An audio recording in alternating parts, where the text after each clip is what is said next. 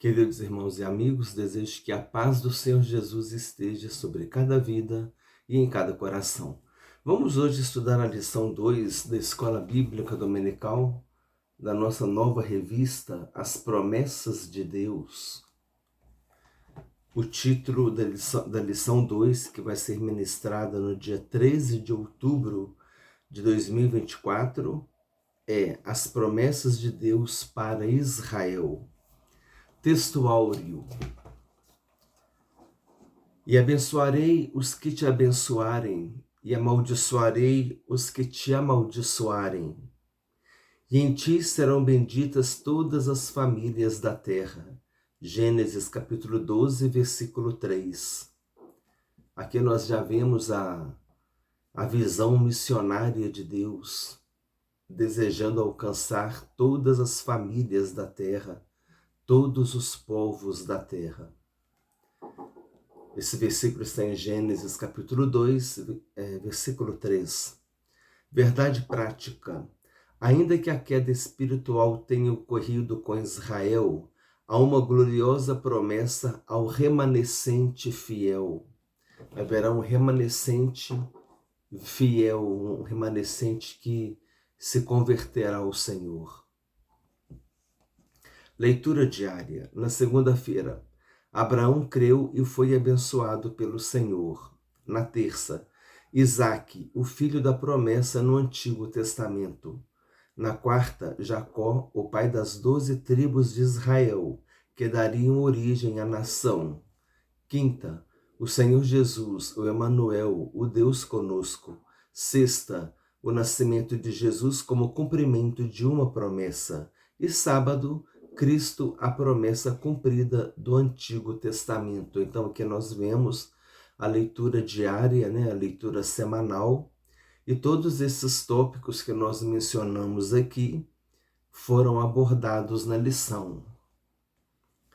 Leitura bíblica em classe. Gênesis capítulo 12, versículos 1 a 3 e Romanos capítulo 9, versículos 1 a 5. O texto bíblico diz assim: Gênesis 12, de 1 a 3. Ora, o Senhor disse a Abrão: Sai-te da tua terra e da tua parentela e da casa de teu pai para a terra que eu te mostrarei. E far-te-ei uma grande nação, e abençoar-te-ei e engrandecerei o teu nome, e tu serás uma bênção. E abençoarei os que te abençoarem, e amaldiçoarei os que te amaldiçoarem. Em ti serão benditas todas as famílias da terra. Romanos capítulo 9, versículos 1 a 5. Em Cristo digo a verdade, não minto, dando-me testemunho a minha consciência no Espírito Santo. Tenho grande tristeza e contínua dor no meu coração, porque eu mesmo poderia desejar ser separado de Cristo por amor de meus irmãos, que são meus parentes, segundo a carne, que são israelitas, dos quais é a adoção de filhos, e a glória e os concertos, e a lei, e o culto, e as promessas, dos quais são os pais, e dos quais é Cristo, segundo a carne, o qual é sobre todos Deus bendito eternamente. Amém. Aqui eu gostaria de destacar esse versículo 5 que diz: dos quais são os pais, e dos quais é Cristo, segundo a carne, o qual é sobre todos Deus bendito eternamente. Amém. Esse versículo Paulo está declarando a divindade de Jesus. Nós na Cristologia estudamos sobre a humanidade e a divindade de Jesus. E aqui esse versículo aborda, tanto Jesus segundo a carne, ou seja, a sua humanidade, o qual é sobre todos Deus bendito. Amém. E está também abordando sobre a sua divindade. Então é um versículo no Novo Testamento que a gente pode ter como suporte, defendendo, um suporte da doutrina da divindade e da humanidade de Jesus. o plano de aula, esse conteúdo que eu vou ler está na revista do professor. Introdução. Estudaremos sobre as promessas de Deus acerca da nação de Israel. O plano divino para tornar a descendência de Abrão uma grande nação tinha como propósito que Israel cumprisse o seu papel de nação sacerdotal, pois povo escolhido e separado para testemunhar as virtudes do reino de Deus entre as demais nações. Isso é interessante. Israel foi levantado para ser uma nação sacerdotal. Ou seja, ele ia representar o Deus, ele ia interceder pelos povos, ele ia levar a palavra de Deus para os povos. Esse era o plano de Deus. Mas só que Israel fracassou na sua missão. E quando rejeitou Jesus, aí consolidou toda essa rebeldia, né? essa oposição ao plano de Deus. E aí então Deus levantou o povo dos gentios, né? Alcançou os gentios e levantou a igreja. Então hoje a igreja cumpre essa função. Jesus mesmo disse, ide por todo o mundo e pregar o evangelho a toda criatura. Ou seja, assim como Israel deveria alcançar todos os povos, agora Jesus quer que a igreja alcance os povos, levando a mensagem do evangelho. Para compreendermos melhor o desenvolvimento desse propósito, precisamos analisar alguns aspectos da promessa feita a Abraão. Qual o propósito? O propósito do povo ser sacerdote, o povo uma nação sacerdote. Então, para compreendermos melhor o desenvolvimento desse propósito de Israel ser uma nação sacerdote, que levasse a palavra de Deus, precisamos analisar alguns aspectos da promessa feita a Abraão. Considerar quais outras promessas estão inclusas no chamamento do patriarca e identificar qual a compreensão bíblica da promessa de salvação para a nação de Israel na atualidade. Então, existe uma promessa de salvação para Israel, né? Que será esse remanescente que vai se converter. Isso vai acontecer depois da grande tribulação, quando o anticristo, os exércitos estiverem cercando Israel, os exércitos do mundo, né? Das nações. E então eles reconhecerão que o anticristo é simplesmente um inimigo que quer destruí-los, e eles vão ver no anticristo o Messias prometido. E na hora que eles virem que eles foram enganados, eles vão lembrar e reconhecer que o verdadeiro Messias já veio. Então eles vão dizer, bendito que vem em nome do Senhor. Jesus disse, vós não me vereis mais, até que venhas a dizer, bendito que vem em nome do Senhor. Quando eles reconhecerem que Jesus é o Messias prometido e que eles erraram, então o Senhor Jesus descerá do céu com poder e glória, e aí sim todo olho o verá. E então haverá a batalha do Armagedon, o anticristo será derrotado, o anticristo falso profeta serão lançados no lago de fogo, o diabo será preso por 1000 anos, e durante 1000 anos Jesus vai implantar o seu reino milenar na terra, o milênio, onde Jesus ele vai reinar e Israel vai ver Jesus fazer aquela maravilha toda. Israel vai ver Jesus livrá-lo, né, do mal, da destruição, e Israel vai se converter. Então aí sim todo olho verá, porque o arrebatamento ele é secreto. O arrebatamento da igreja ele é secreto. Os mortos em Cristo ressuscitarão primeiro, os vivos seremos transformados e vamos todos encontrar com o Senhor Jesus nos ares. Esse arrebatamento, né, o tocar da última trombeta, só quem é salvo que vai ouvir essa trombeta e vai subir. Agora, quando Jesus voltar em glória, 7 anos depois da grande tribulação, aí sim todo olho o verá. E vai ser nesse momento aí que Israel será resgatado, salvo pelo Senhor. Aí esse remanescente que vai viver essa maravilha do Senhor vindo do céu para livrá-los, né? Derrotar o anticristo, o falso profeta, aprisionar o diabo, destruir os inimigos que querem acabar com Israel. Aí esse será o remanescente fiel que será salvo. O judeu tem chance de ser salvo hoje? Tem. Ele tem chance. Se nós que somos gentios tivemos chance, o judeu muito mais, né? Porque nós somos o ramo enxertado, o judeu é o ramo natural. Muito mais ele tem a possibilidade de ser salvo. Só receber Jesus em sua vida como seu único Senhor e suficiente Salvador. Número 2, a apresentação da lição, objetivos da lição. Aqui é o seguinte, irmãos, eu comentei com os irmãos, nós temos 3 partes na lição. O item 1, Israel, a promessa da criação de uma grande nação. O item 2, outras promessas a Israel.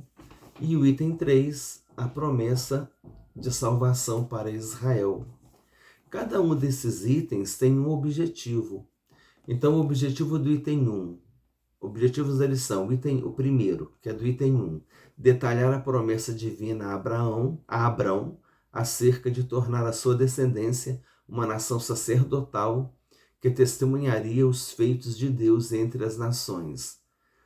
No item 2, o objetivo é elencar as promessas de Deus a respeito de Israel para o seu desenvolvimento como nação. E o item 3, que tem como objetivo, o 3 aqui, destacar a posição de Israel no tocante à salvação e a promessa quanto ao seu futuro espiritual. Tem horas que a gente se enrola, né? Quando a gente vai ler Abraão, a gente tem que ficar ligado. Se quiser fazer a leitura direitinho, é bom ficar ligado, porque Abraão mesmo é só a partir de Gênesis 17, quando Deus trocou o nome dele de Abrão para Abraão. Até Gênesis 17 a gente lê Abrão mesmo, com um A só, entendeu?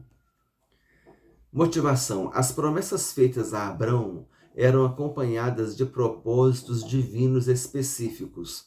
Dentre estes propósitos está a implementação, o estabelecimento do reino de Deus de maneira plena na terra, algo que acontecerá no reino milenial, o milênio, em que o nosso Senhor Jesus reinará sobre toda a terra. Esse estudo sobre o milênio faz parte da escatologia bíblica, que é o estudo das últimas coisas, dos últimos acontecimentos. Finalmente, os servos leais e obedientes à palavra de Deus serão reis e sacerdotes nesse novo tempo. A igreja, né, será rei e sacerdote neste tempo. Uma pergunta: como estamos cumprindo os desígnios de Deus enquanto a igreja de Cristo está neste mundo? Aqui a gente, na eclesiologia, né, é interessante, a gente passeia, né, pela Bíblia, falamos de cristologia, falamos de escatologia, agora já estamos na eclesiologia. Por isso que é importante conhecer a teologia sistemática. Você vai vendo os assuntos que a gente vai falando e você vai podendo explorar esse assunto. Então aqui estamos cumprindo os desígnios de Deus enquanto a igreja de Cristo está neste mundo. Nós temos a igreja no sentido mundial, né? Universal, que é a igreja espalhada por todo mundo, os irmãos remidos por todo mundo. Temos a igreja local, que é a igreja onde nós servimos a Deus, desenvolvemos o nosso ministério. E temos nós mesmos, assim como igreja, aquela missão que eu tenho, aquele compromisso que eu tenho, aquele chamado que eu tenho, os talentos que eu tenho que administrar, né? Desenvolver, e Deus vendo que a gente está ministrando talentos, Deus ele acrescenta mais ainda em nossas vidas. Então é uma reflexão importante. Será que eu estou cumprindo, né, os desígnios, aquilo que Deus planejou para a igreja, de nós darmos testemunhos, de nós pregarmos o Evangelho? Aqui cabe uma reflexão pessoal, cabe uma reflexão dentro da nossa igreja local, né? E, e a percepção de como a igreja está hoje atuando na pregação do Evangelho. É uma pergunta interessante. Vale a pena a gente fazer essa reflexão. Vale a pena a gente fazer essa reflexão. Como estamos cumprindo os desígnios de Deus enquanto a igreja de Cristo está neste mundo? Continuando a leitura. O primeiro tópico desta lição descreve a promessa feita a Abrão no tocante à sua descendência se tornar uma grande nação. Nesse compromisso, Deus prometeu abençoar os que abençoassem a Israel e amaldiçoar os que o amaldiçoassem. Então aqui está falando de Israel. Agora aqui o comentarista faz um contraponto.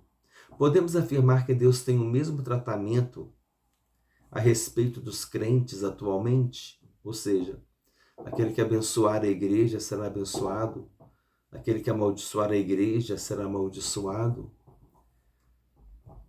Então aqui o comentarista faz um contraponto, né? Assim como aquele que amaldiçoar Israel será amaldiçoado, podemos afirmar que isso acontece também com a igreja hoje? Que aquele que amaldiçoar a igreja será amaldiçoado? Jesus disse, abençoai, né?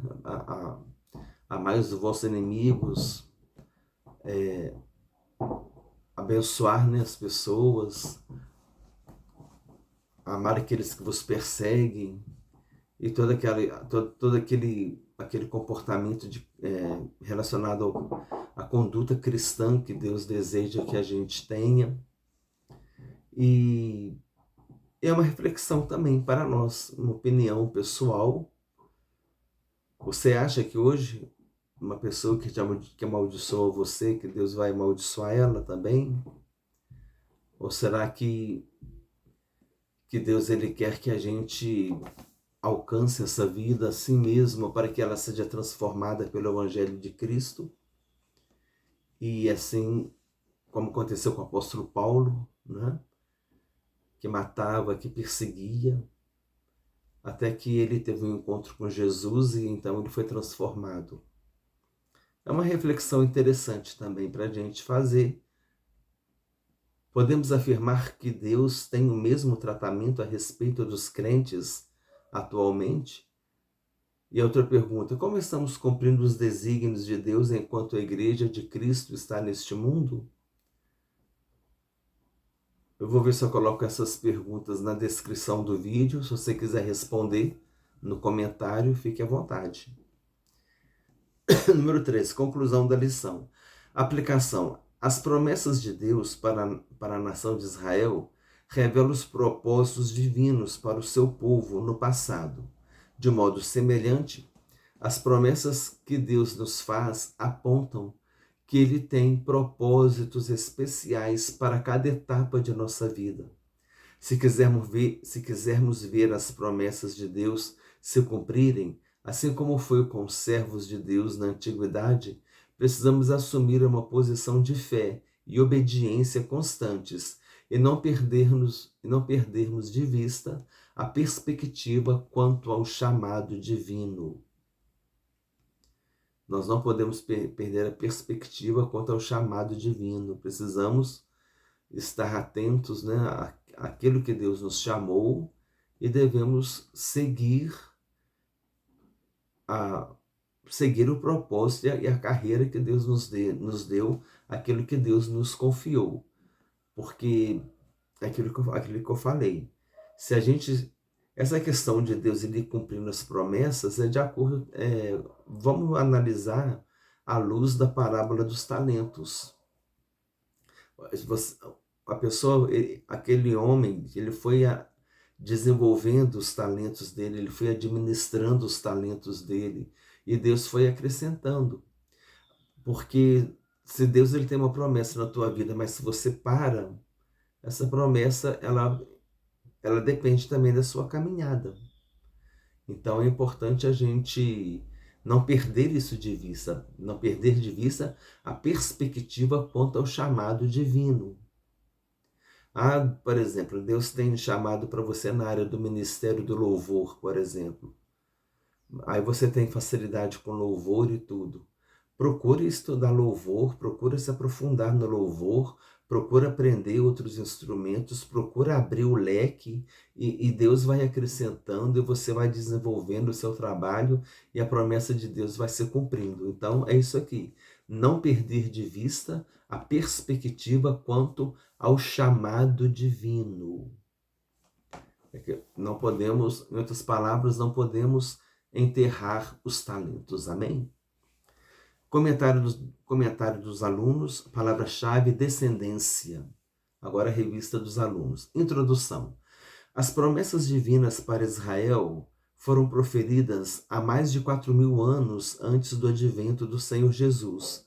Tudo começou quando Deus chamou Abrão e fez-lhe promessas a respeito do divino propósito de formar uma grande nação.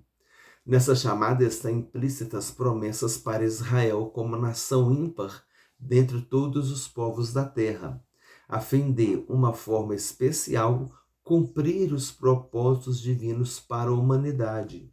Por isso, nessa lição, veremos que muitas promessas de Deus para Israel são irrevogáveis.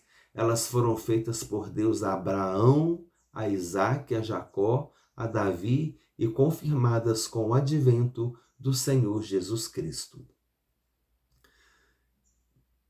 Primeiro tópico, Israel, a promessa da criação de uma grande nação. A promessa da criação de uma grande nação. 1.1. E far-te-ei uma grande nação.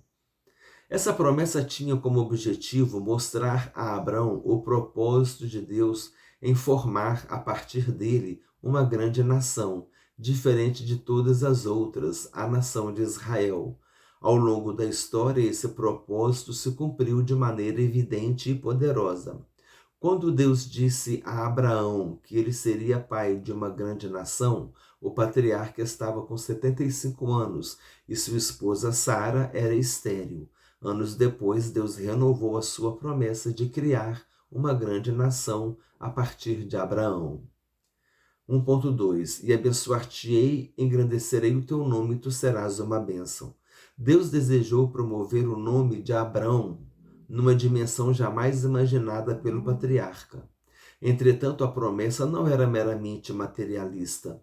A bênção material deveria carregar um testemunho espiritual, e tu serás uma bênção. Gênesis capítulo 12, versículo 2.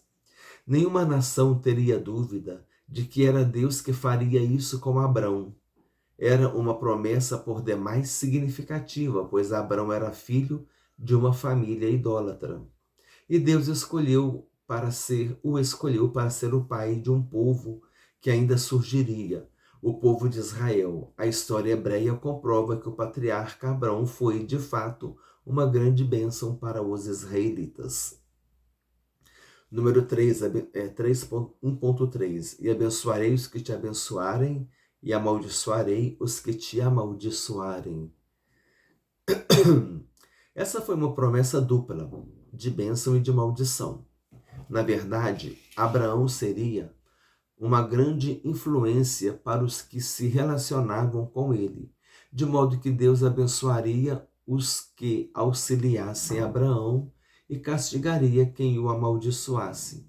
Esse evento faria de Abraão uma influência mundial que perduraria em sua posteridade. Além disso, essa promessa é confirmada em números. Benditos os que te abençoarem, malditos os que te amaldiçoarem. Números 24, 9.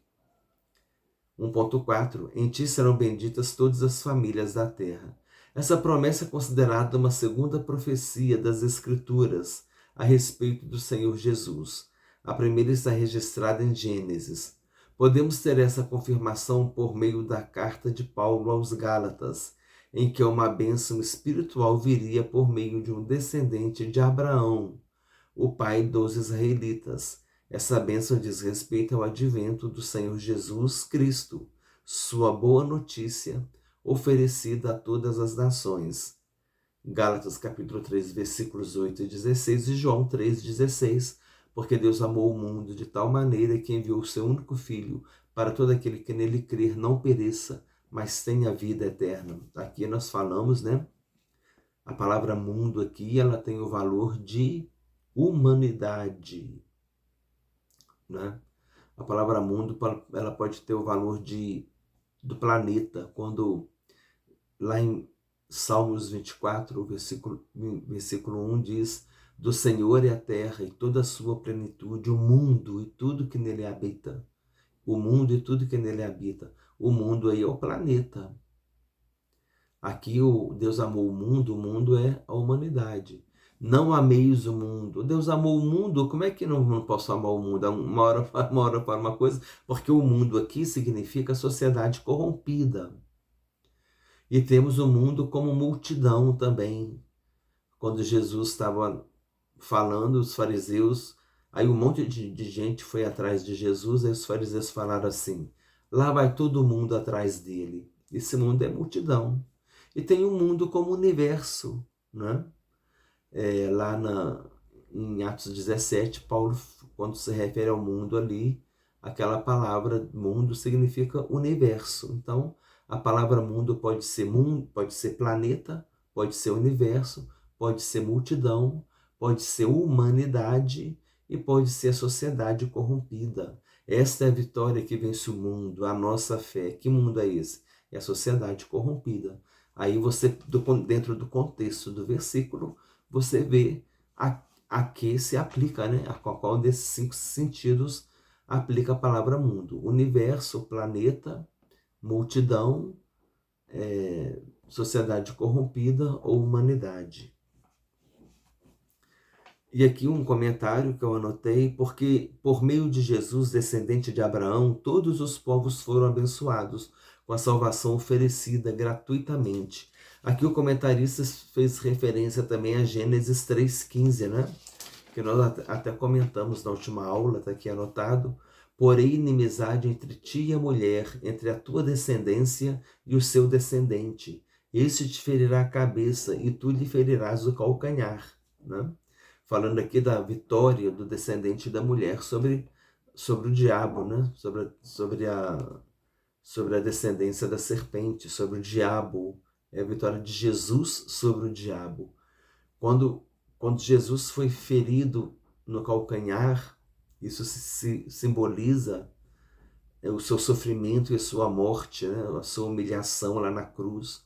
Mas quando ele pisou na cabeça da serpente, na hora que Jesus disse está consumado, ali ele pisou na cabeça da serpente, porque ali né, ele disse tetelestai, está consumado, porque ali o sacrifício perfeito havia sido realizado. E então ali a salvação já estava garantida para nós. E depois, quando ele ressuscitou, aí fechou, né? Fechou a história.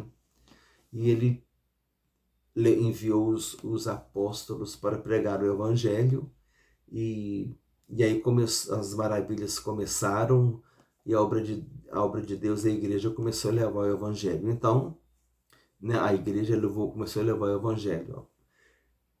Então aqui o comentarista fez um gancho entre esses dois versículos, Gênesis 3,15, e esse que diz: em ti serão benditas todas as famílias da terra. E qual é a bênção? A bênção é que Jesus veio. A bênção é a salvação de Jesus. Quem recebe Jesus tem a bênção, tem a salvação. Então, por meio de Jesus, descendente de Abraão, todos os povos foram abençoados com a salvação oferecida gratuitamente. Sinopse 1, a descendência de Abraão seria uma grande nação, acompanhada de um testemunho espiritual importante. Auxílio teológico está na revista do professor. Promessa. A mensagem central do Novo Testamento é que as promessas de Deus no Antigo Testamento foram cumpridas com a vinda de Jesus Cristo. As numerosas fórmulas de citação de Mateus são evidências desse tema. Quantas promessas, olha só. Em Lucas, Jesus pronuncia o cumprimento da promessa de Isaías sobre o seu ministério e na sua própria vida, né? Quando ele disse, o Espírito do Senhor está sobre mim, Isaías 61, versículos 1 a 3. O livro de Atos declara especificamente que o sofrimento e a ressurreição de Jesus e a vinda do Espírito Santo são o cumprimento das promessas do Antigo Testamento. Em Joel, Joel está escrito que ele derramaria, que nos últimos tempos Deus derramaria o seu Espírito sobre toda a carne, uma promessa cumprida em Atos 2. A identidade de Jesus como descendente de Davi e como profeta semelhante a Moisés também é considerado o cumprimento do Antigo Testamento. A visão de Paulo sobre as promessas de Deus está resumida nesta declaração: porque todas quantas promessas há de Deus são nele sim, e por ele o amém, para a glória de Deus por nós. 2 Coríntios capítulo 1, versículo 20. De acordo com Romanos, capítulo 1, versículos 2 e 3, Paulo considera o Evangelho como a mensagem que Deus antes havia prometido pelos seus profetas nas Santas Escrituras acerca de seu Filho. Romanos 4 descreve a fé de Abraão em termos da sua confiança nas promessas de Deus, o que leva à justiça. Apresenta-o também como nosso modelo de fé nas promessas de Deus. A famosa expressão segundo a Escritura, em 1 Coríntios 15, versículo 3 e 4, é, em certo sentido, entendido por Paulo como o cumprimento das promessas de Deus a respeito da morte e ressurreição de Jesus. E ressurreição de Cristo, de Jesus Cristo. Item 2. Outras promessas a Israel. 2.1. A promessa de um filho a Abraão. Além das solenes promessas de Deus a Abraão, o Senhor prometeu-lhe um filho. A promessa pareceu estranha ao patriarca, pois como vimos anteriormente, ele era avançado em idade, 75 anos, sua esposa também, além dela ser estéril. O pai da fé argumentou com Deus que provavelmente seu servo, Eliezer, seria seu herdeiro. O pai da fé é Abraão, né? Abraão é chamado de pai da fé. No entanto, o Senhor asseverou-lhe que não. Deus iria cumprir a sua grandiosa promessa na vida de Abraão. O filho da promessa, portanto, seria Isaque. 2.2. A promessa de um filho a Isaque. Deus não se esquece de suas promessas. Após a morte de Sara, Abraão casou-se com Quetura.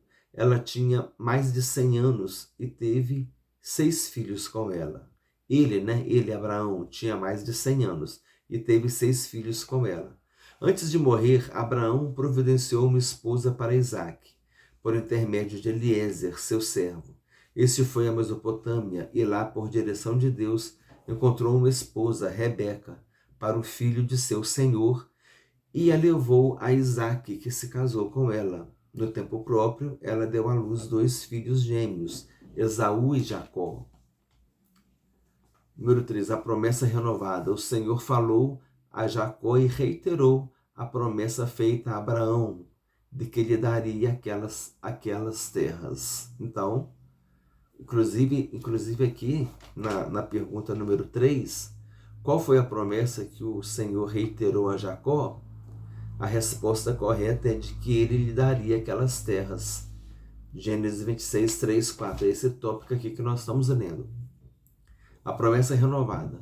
O Senhor falou a Jacó e reiterou a promessa feita a Abraão, de que lhe daria aquelas terras. Isaque foi considerado o herdeiro da promessa, e por isso, antes de morrer, concederia bênçãos para seus filhos.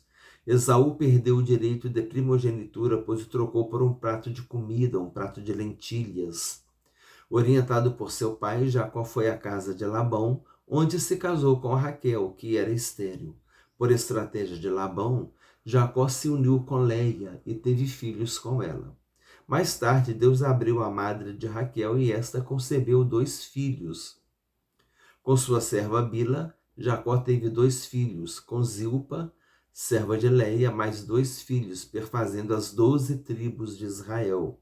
E teve mais uma filha com Leia, Diná, né? Então, aquela clássica pergunta de uma gincana bíblica: quantos filhos que Jacó teve? Todo mundo responde 12, 12, 12. Não, ele teve 13, porque teve Diná também, né? A palavra filhos aí está envolvendo filhos e filhas. Então a resposta certa não seria 12 filhos, seria, incluindo Diná, seria 13 filhos. Número 2.4, a promessa do reino do Messias. Por intermédio do profeta Isaías, Deus falou que o Messias nasceria da descendência de Jessé, pai de Davi, para redimir Israel e a humanidade. Por isso o Senhor Jesus é chamado de o Filho de Davi, ou Emanuel. Esse versículo está em Isaías capítulo 7, 14, e depois foi mencionado por Mateus, em Mateus capítulo 1, 23. Eis que a Virgem conceberá e dará à luz um filho, e ele será chamado pelo nome de Emanuel, que traduzido é Deus conosco. Mateus capítulo 1, versículo 23, e depois Isaías capítulo 7, versículo 14. Sinopse 2. As promessas feitas a Abrão culminam na promessa de que o Messias viria para redimir Israel e a humanidade de seus pecados. Auxílio teológico. Os filhos de Deus pela fé. Se todos os crentes estão se tornando semelhantes a Cristo, se todos os crentes professaram a fé e se uniram ao corpo de Cristo, então esta união deixa de lado todas as outras diferenças superficiais. Embora seja verdade que no corpo de Cristo, judeus, gentios, escravos, livres, homens e mulheres ainda conservam as suas identidades individuais, Paulo exalta a sua unidade. Todos vós sois um em Cristo Jesus. Todos os rótulos tornam-se secundários entre aqueles que têm a Jesus em comum. Tornar-se filho de Deus e tornar-se um em Cristo significa que aqueles que são de Cristo são descendência de Abraão. Os judeus acreditavam que eram automaticamente o povo de Deus porque eram descendentes de Abraão. Paulo concluiu que os filhos espirituais de Abraão não eram os judeus, nem aqueles que tinham sido circuncidados. Os filhos de Abraão são aqueles que respondem a Deus com fé, como Abraão tinha feito. A única diferença é que a nossa resposta deve ser a Cristo como Salvador. Como nós respondemos positivamente, nós somos herdeiros. Em outras palavras, todas as promessas que Deus fez a Abraão pertencem a nós. Respondendo a Cristo com fé, nós seguimos o antigo caminho de Abraão, um dos primeiros justificados pela fé. Ele confiou em Deus e nós também. Mas a nós foi acrescentada a oportunidade de valorizar o preço que Cristo teve que pagar para assegurar a nossa participação na promessa. Interessante o texto aqui falando sobre que não há diferença, né? Deus não faz acepção de pessoas. Todos nós, quer seja rico ou pobre, quer seja autoridade, quer seja uma pessoa que não seja revestido de autoridade, como diz aqui, né, naquela linguagem da época, judeus, gentios, escravos, livres, homens, mulheres, todos somos iguais, devemos viver em unidade. Jesus disse na oração sacerdotal: Pai, que eles vivam em unidade, para que o mundo creia que o Senhor me enviou. Olha só, a igreja precisa viver em unidade. Unidade é mais profundo do que união. Unidade é união e mais alguma coisa. O que é união? União é um objetivo em comum.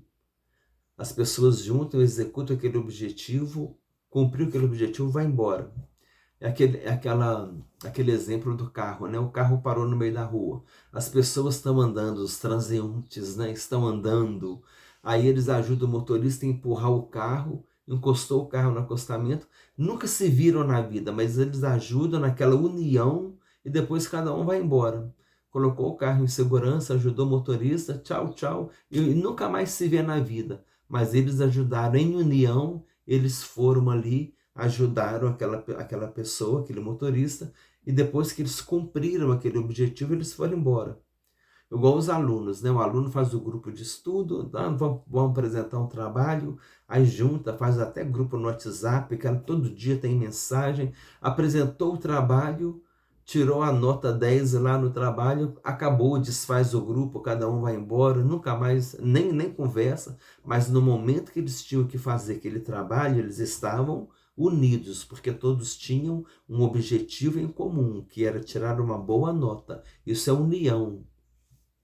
A unidade, ela já envolve o sentimento, ela já envolve a empatia, é você suportar o seu irmão, suportar em amor, né? Suportar no sentido de ser suporte, não no sentido de tolerar. Pode até acontecer esse sentido de tolerar também, mas Paulo está querendo dizer no sentido de suportar e você ser suporte, é amar, né? Envolve o amor, envolve a preocupação, envolve aquele sentimento gostoso que tem na igreja, de um apoiar o outro, mais do que união, é unidade, é algo mais profundo do que união. Se alguém está sofrendo, todo mundo sofre junto, se precisa de ajuda, todo mundo estende a mão, e assim a gente vai vivendo em unidade, conforme Jesus disse em Atos, em Evangelho de João, capítulo 17, em sua oração sacerdotal. Atos 17 é Paulo lá em Atenas, né? Item 3. A promessa de salvação para Israel. 3.1. A queda de Israel. O Novo Testamento mostra claramente a queda de Israel. A nação não conseguiu exercer o papel de nação sacerdotal no meio de outras nações. Por isso, os capítulos 9 a 11 da Epístola de Paulo aos Romanos trata de algumas questões que muitos cristãos dos dias atuais se fazem hoje. Como as promessas de Deus para Israel podem permanecer válidas hoje? Elas foram revogadas? De fato, Israel permanece em rebelião contra Deus, porque a nação não reconheceu o Senhor Jesus como seu Messias verdadeiro. Então, eu vou ler de novo. De fato, Israel permanece em rebelião contra Deus, porque a nação não reconheceu o Senhor Jesus como seu Messias verdadeiro. Então, nós vemos hoje, né, é só a gente hoje dar uma olhada no jornal, né, que a gente vê todas as situações que Israel está vivendo. E está vivendo por causa da sua rebelião contra Deus. Né? Quando aquela palavra que os judeus falaram, quando eles iam crucificar Jesus, caiam sobre nós, o seu sangue caia sobre nós e sobre os nossos filhos. Olha que palavra de maldição lançada sobre Israel, né? Então o povo de Israel, ele precisa fazer um concerto com Deus. E como nós falamos, esse concerto vai acontecer ali, naquele momento em que Israel estiver cercado por exércitos, que o anticristo vai massacrar Israel. Israel não vai conseguir resistir. Eles terão uma decepção muito grande com o anticristo. Então eles falam, olha, realmente o verdadeiro Messias já veio. Bendito é o que vem em nome do Senhor. Hosana nas alturas. Então o Senhor Jesus virá até eles. Se eu não me engano, a palavra Hosana significa salva-nos. Então, quando diz, bendito vem em nome do Senhor, salva-nos. Salva-nos, aquele que veio em nome do Senhor. Salva-nos, salva-nos, Jesus. Então Jesus virá, amém? E todo olho o verá, glória a Deus.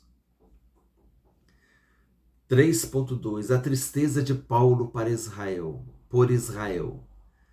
O capítulo 9 de Romanos revela a demasiada tristeza do apóstolo pelos judeus que não conhecem a Cristo. Sim, os judeus que não conhecem a Cristo estão em uma situação muito difícil, pois o Senhor Jesus descende diretamente deles, segundo a carne. Jesus disse: a salvação vem dos judeus. Ele era judeu. Esse sentido de tristeza e, ao mesmo tempo, uma atitude piedosa de sofrer pela salvação dos judeus deve ser um compromisso permanente de cada cristão para a evangelização dos judeus. Então, Paulo aqui está demonstrando uma compaixão, uma aflição para que o povo dele seja salvo, para que os judeus reconheçam Jesus como Senhor, como Salvador. E nós, num sentido paralelo, como igreja, como gentios, devemos desejar também que todos sejam salvos, que todos os homens sejam salvos e cheguem ao pleno conhecimento da verdade. Isso significa que nós também devemos desejar levar a palavra de Deus para as pessoas, levar a mensagem do Evangelho para as pessoas, para que elas sejam salvas.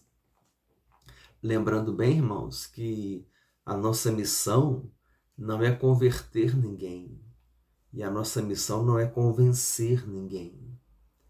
A nossa missão é pregar o Evangelho. O convencer é Deus quem faz, amém? E convencer e converter é uma ação do Espírito Santo. Nós semeamos, Paulo disse, nós vamos semear. E o crescimento vem de Deus. Ou seja, a gente vai semear e Deus vai fazer a obra de salvação naquela vida. E Paulo demonstrava essa compaixão, né? Essa tristeza de Paulo, porque Israel não estava recebendo o Senhor, não recebia Jesus como Senhor e Salvador, né? E nós temos tristeza também quando nós temos hoje as pessoas que convivem conosco e que rejeitam Jesus como Senhor e como Salvador. Eles rejeitam o único modo, o único caminho que nos leva para a salvação. Só Jesus pode salvar. Jesus disse: para as minhas ovelhas eu dou a vida eterna. Mas a todos quantos o receberam foram feitos, deu-lhes o poder de serem feitos filhos de Deus, a saber, aos que creem no seu nome. Então, isso é importante a gente enfatizar sempre, que as pessoas precisam ter Jesus em sua vida como seu único Senhor e suficiente Salvador. E caso você não tenha tomado essa decisão, faça isso hoje. Receba Jesus em tua vida agora como teu único Senhor e suficiente Salvador, reconhecendo que Ele morreu na cruz do Calvário para te salvar, para perdoar os seus pecados e para te dar a vida eterna. Confesse Jesus como seu Senhor e como seu Salvador. 3.3 Promessa de salvação a Israel. Quando orava por Israel, o apóstolo expressava o seguinte: dos quais é a adoção de filhos, e a glória e os concertos, e a lei e o culto e as promessas, dos quais são os pais e dos quais é Cristo, segundo a carne, o qual é sobre todos, Deus bendito eternamente. Amém. Como falei nesse versículo, a doutrina bíblica da divindade de Jesus. E humanidade também, porque está falando segundo a carne, que Ele é Deus bendito eternamente. Essas qualificações mostram que Deus cumpre a sua palavra prometida àqueles homens que o buscam com sinceridade. Por isso a Bíblia assegura que Israel será salvo, ainda que não totalmente. A Bíblia diz que esse povo será chamado de filhos do Deus vivo, que o remanescente fiel de Israel será salvo. O libertador que virá de Sião fará isso. Sinopse 3. A Bíblia assegura que o remanescente fiel de Israel será salvo pelo libertador que virá de Sião. Conclusão. As promessas de Deus para Israel não podem falhar. O que Deus prometeu a Abraão, a Isaque e a Jacó se cumpriu em parte e terá o seu cumprimento pleno nos tempos futuros, quando o Senhor Jesus voltar em glória e implantar o seu glorioso reino do milênio. Lembremos da palavra do compromisso do Senhor. Ainda antes que houvesse dia, eu sou, e ninguém há que possa fazer escapar das minhas mãos. Operando eu, quem impedirá? Isaías 43:13. Revisando o conteúdo, são as 5 perguntinhas. Número 1. Quantos anos Abraão tinha quando Deus disse que ele seria uma grande nação? Quando Deus disse que a Abraão que ele seria pai de uma grande nação, o patriarca estava com 75 anos. Número 2. Que promessas Deus fez a Abraão acerca de outros povos? A bênção material deveria carregar um testemunho espiritual, e tu serás uma bênção. Nenhuma nação teria dúvida de que era Deus que faria isso com Abraão. Número 3. Qual foi a promessa que o Senhor reiterou a Jacó? Aqui na revista tem uma resposta assim. A história hebreia comprova que o patriarca Abraão foi, de fato, uma grande bênção para os israelitas. Mas a promessa que Deus reiterou a Jacó está aqui no item 2.3, a promessa renovada. O Senhor falou com Jacó e reiterou a promessa feita a Abraão de que lhe daria aquelas terras. Gênesis 26, versículos 3 e 4. Número 4. Por que Esaú perdeu o direito de primogenitura?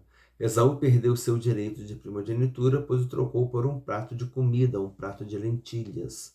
O que Romanos 9 demonstra? O capítulo 9 de Romanos revela a demasiada tristeza do apóstolo Paulo pelos judeus que não conhecem a Cristo. Então, assim, nós concluímos a lição número 2. As promessas de Deus para Israel. Compartilha, meus irmãos, com irmãos, amigos, todos aqueles que estão estudando essa revista. Compartilha esse estudo, amém? E com todos aqueles que gostam de estudar a palavra de Deus. Desejo que Deus te abençoe ricamente, em nome do Senhor Jesus Cristo.